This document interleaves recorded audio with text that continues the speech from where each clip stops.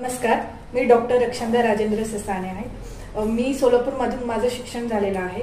आता सध्या आपण शिबिर करत आहोत 5 ऑगस्ट ते 15 ऑगस्टमध्ये आणि या शिबिराचा सगळ्यांनी लाभ घ्यावा।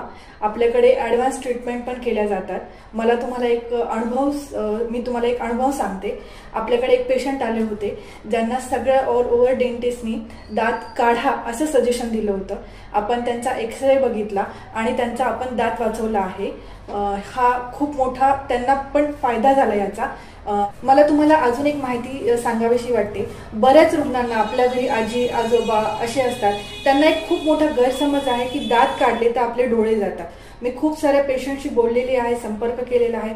त्यांचं असं म्हणणं आहे आमचा दात हालतो पण आम्हाला तो काढायचा नाही, कारण की तो जर काढला तर आमचे डोळे जातील। पण हा खूप मोठा गैरसमज आहे।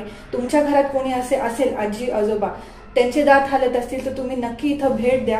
आम्ही त्यांची एकदम व्यवस्थित काउन्सिलिंग करू आणि त्यांचे दात डोळ्यांना न इजा होता त्यांचे दात काढल्या जातील।